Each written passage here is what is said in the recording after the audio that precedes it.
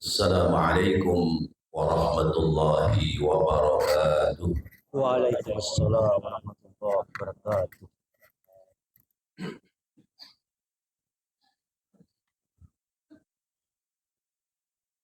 Alhamdulillah, alhamdulillahilladzi anzalal qur'ana hudan lil muttaqin. Ashhadu an la ilaha illallah wahdahu la syarika lah.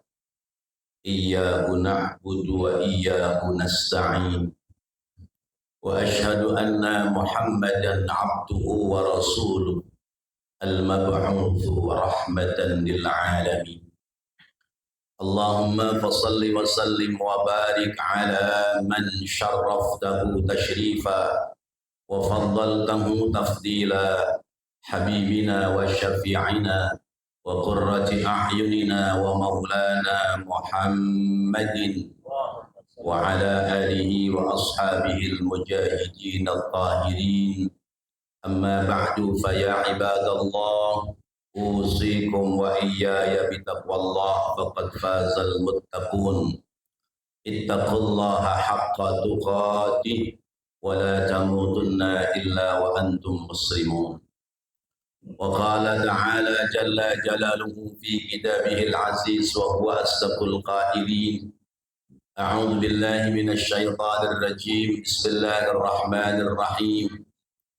Inna hadzal qur'ana yahdi lillati hiya aqwam wa yubashshirul mu'minina alladzina ya'maluna as-salihati. Siang hari ini kita dapat bersama-sama memenuhi undangan Allah, memenuhi panggilan Allah untuk melaksanakan ibadah salat Jumat dengan berjamaah, dan sekaligus kita sedang melaksanakan siam bulan suci Ramadan.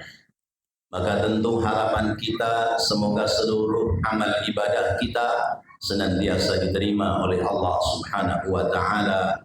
Amin ya rabbal alamin. Salawat teriring salam kita haturkan kepada junjungan kita baginda Nabi Muhammad sallallahu alaihi wasallam, para keluarga, para sahabat dan para pengikutnya sekalian. Hadirin jamaah Jumat rahimakumullah. Sebagai bukti rasa syukur kita kepada Allah, mari kita bersama-sama meningkatkan kualitas iman kita. Kita bersama-sama meningkatkan kualitas takwa kita kepada Allah dengan senantiasa terus-menerus melaksanakan perintah Allah, dan terus-menerus pula kita menghindari serta menjauhi larangan-larangan Allah Subhanahu wa taala. Ma'asyiral hadirin rahimakumullah. Kitab suci Al-Quran adalah mukjizat Allah yang diberikan kepada baginda Rasulullah sallallahu alaihi wasallam, yang terupdate dibanding dengan mukjizat-mukjizat yang lain. Baik itu mukjizat yang diberikan kepada nabi-nabi sebelum Nabi kita Muhammad sallallahu alaihi wasallam, ataupun mukjizat-mukjizat yang sampai kepada Nabi kita Muhammad sallallahu alaihi wasallam, adalah hanya Al-Qur'an, mukjizat yang hidup, tumbuh dan berkembang sepanjang zaman sekalipun nabinya telah diwafatkan oleh Allah Subhanahu wa taala. Ma'asyiral hadirin rahimakumullah. Kitab suci Al-Qur'an mukjizat yang sungguh luar biasa dahsyatnya. Mukjizat-mukjizat yang lain yang diberikan oleh Allah kepada para nabi dan para rasulnya, maka selesai mukjizat itu berfungsi saat nabinya diwafatkan oleh Allah Subhanahu wa taala. Misalnya mukjizat Nabi Allah Musa alaihi salam, yaitu tongkat Nabi Musa. Sekalipun hari ini tongkat Nabi Musa masih ada, tetapi tentu sudah tidak berfungsi sebagai mukjizat, karena nabinya, rasulnya telah diwafatkan oleh Allah.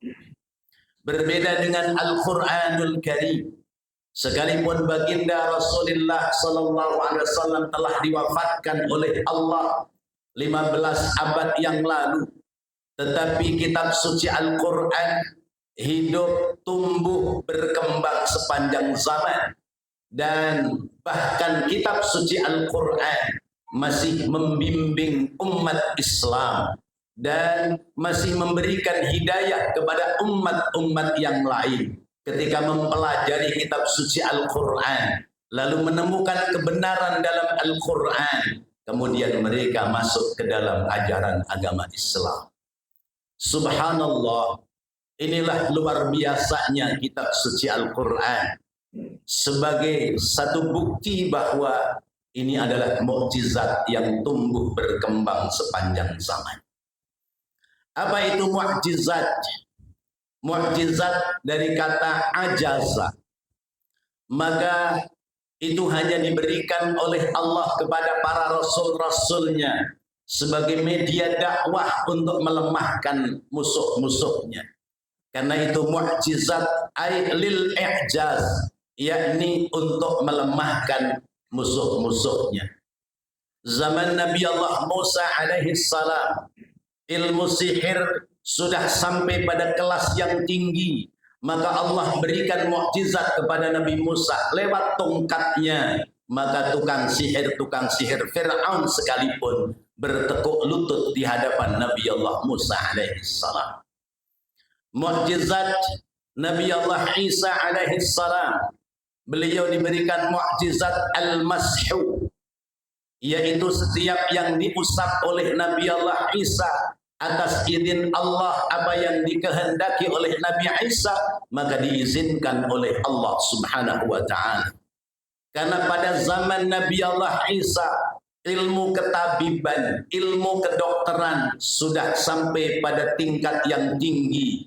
Maka ketinggian ilmu di zaman Nabi Allah Isa dilemahkan oleh Allah lewat mukjizatnya Nabi Allah Isa, yaitu cukup diusap, apa yang diinginkan oleh Nabi Isa dikehendaki oleh Allah Subhanahu wa ta'ala.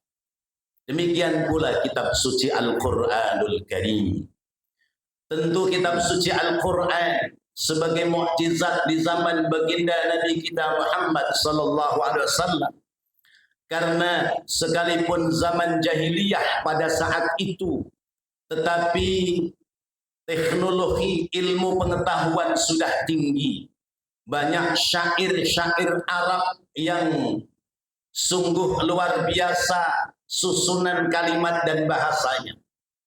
Tetapi ketika Al-Quran diturunkan oleh Allah di tengah-tengah orang Arab, betapa dahsyatnya Al-Quran yang diucapkan oleh baginda Nabi kita Muhammad sallallahu alaihi wasallam.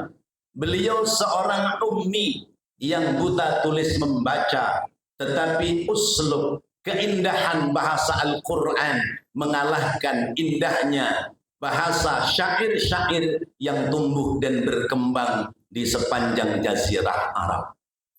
Ma'asyiral hadirin rahimakumullah, maka kitab suci Al-Quran dari segi bahasa tidak tertandingi tutur kata, kalimat dan bahasanya.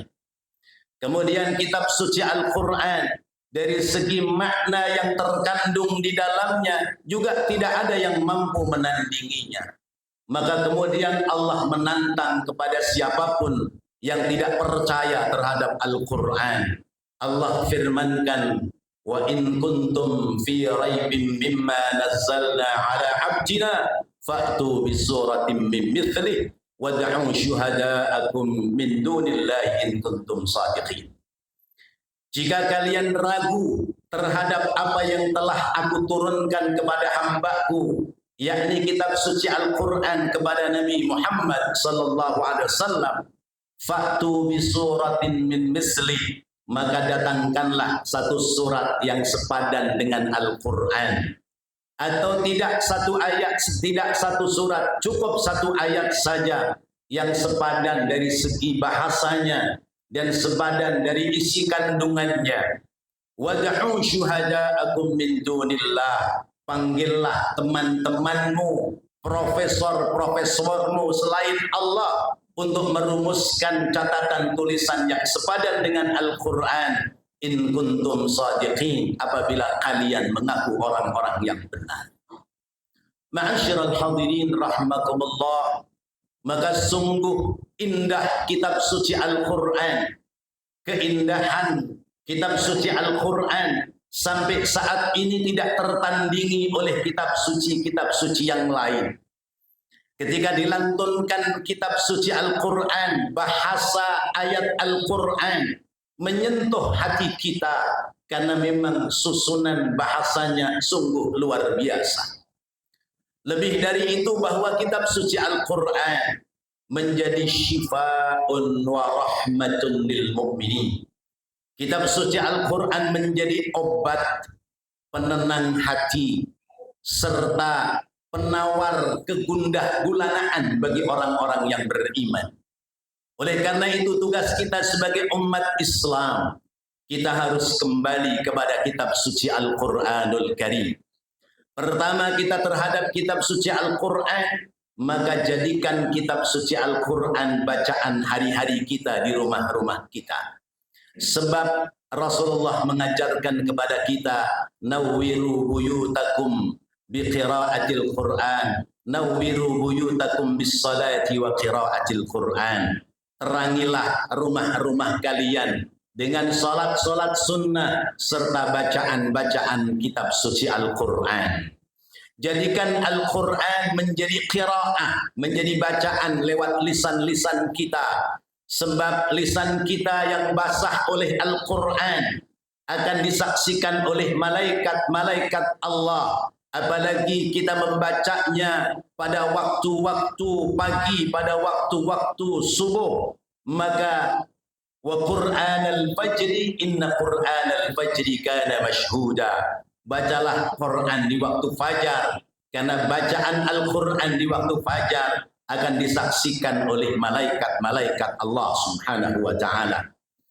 Kemudian Rasulullah pula menyampaikan bahwa rumah-rumah yang di dalamnya dibacakan kitab suci Al-Quran, maka rumah itu akan dikenali oleh penduduk langit sebagaimana penduduk bumi mengenali bintang-bintang yang gemerlap di atas langit sana. Karena itu jadikan Al-Quran bacaan kita. Kalau kita belum fasih, kita pelajari kembali bacaan Al-Quran. Karena terhadap bacaan Al-Quran tidak ada istilah terlambat dalam belajar membaca Al-Quran. Kemudian yang kedua, mulailah kita kalimat demi kalimat menerjemahkan ayat-ayat Al-Quran supaya kita faham tentang isi Al-Quran. Kemudian yang ketiga, tingkatkan oleh kita pelajari tafsir Al-Quran supaya kita tidak salah dalam memaknai isi dan kandungan Al-Quran. Lalu kemudian yang keempat, kita harus memulai mentakwilkan ayat-ayat Al-Quran yang ada kesulitan di sana. Seperti misalnya ayat-ayat mutasyabbihat yang membahas tentang kalimat Ar-Rahmanu 'alal 'arsy istawa. Allah zat yang Maha Rahman bersemayam di atas arasy. Apa itu maknanya? Kemudian ada ayat yang berbunyi yadullahi fawqa aydihim. Tangan Allah di atas tangan-tangan hambanya. Maka perlu ditakwilkan, dipahamkan supaya kita tidak keliru dalam memahaminya. Lalu kemudian yang kelima, kita terhadap Al-Quran, kita harus mampu mengetahui asrarul Quran, rahasia-rahasia yang terkandung di dalam Al-Quran untuk kemudian kita aplikasikan dalam kehidupan kita sehari-hari. Sebab Rasulullah SAW mengingatkan kepada kita, man ja'alal Qur'ana amamahu qadahu ilal jannah. Siapa yang menjadikan Al-Quran sebagai imam dalam hidupnya, sebagai panutan dan tuntunan dalam hidupnya, maka dia akan terbimbing masuk ke dalam surganya Allah Subhanahu wa taala. Wa man ja'alal Qur'ana khalfahu saqahu ilan nar. Siapa orang yang menjadikan Al-Quran dikesampingkan dalam hidupnya, jangankan diamalkan, dibaca saja tidak, maka dia akan dilemparkan ke dalam nerakanya Allah Subhanahu wa taala. Na'udzubillah summa na'udzubillah. Ma'asyiral hadirin rahimakumullah. Maka harapan dan doa kita, mudah-mudahan diri kita dan keluarga kita dijadikan oleh Allah Subhanahu wa taala menjadi keluarga generasi penerus kita, generasi-generasi yang Qur'ani. mampu membaca Al-Quran dengan baik, mampu mengetahui isi dan kandungannya, dan mampu mengamalkan untuk kehidupan kita sehari-hari. Amin, amin ya rabbal alamin. Wallahu ta'ala yaqul wa biqawlihi yahtadil muhtadun. A'udhu billahi minasyaitanir rajim. Bismillahirrahmanirrahim. Waf'alul khaira la'allakum tuflihun. Barakallahu li wa lakum fil Qur'anil azim.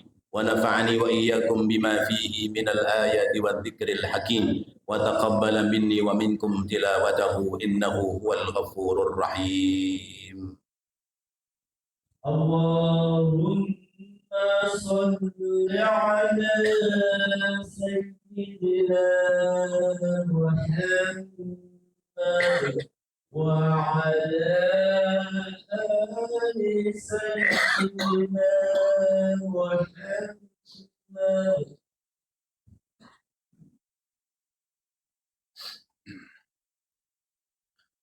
الحمد لله حمدا كثيرا كما أمر.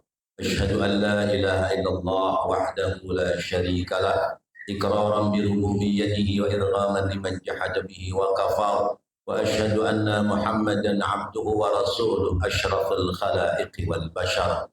اللهم صل وسلم وبارك على سيدنا محمد وعلى آله وأصحابه المصابيح الغرر ما اتصلت عين بنظر وأذن بخبر من يومنا هذا إلى يوم المحشر.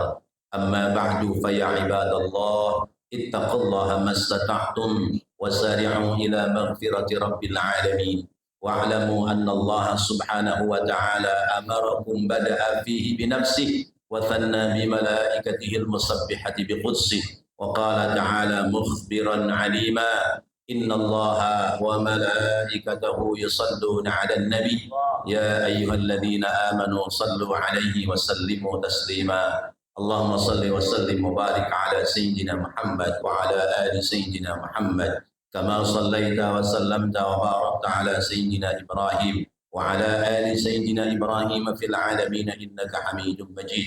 وارض اللهم عن أربعة الخلفاء الراشدين ساداتنا أبي بكر وعمر وعثمان وعلي وعلى بقية الصحابة وقرابة رسول الله أجمعين وعلينا معهم برحمتك يا أرحم الراحمين.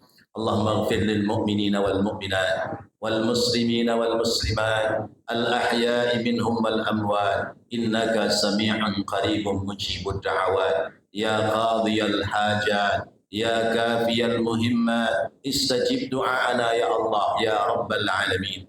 اللهم أصلح جميع ولاة المسلمين وانصر الإسلام والمسلمين وأهلك الكفرة والمشركين وأعلي كلمتك إلى يوم الدين. ربنا افتح بيننا وبين قومنا بالحق وأنت خير الفاتحين. ربنا آتنا في الدنيا حسنة وفي الآخرة حسنة وقنا عذاب النار والحمد لله رب العالمين. عباد الله إن الله يأمر بالعدل والإحسان وإيتاء ذي القربى وينهى عن الفحشاء والمنكر والبغي يعظكم لعلكم تذكرون. فاذكروا الله العظيم يذكركم واشكروه على نعمه يزدكم ولذكر الله أكبر والله يعلم ما تصنعون.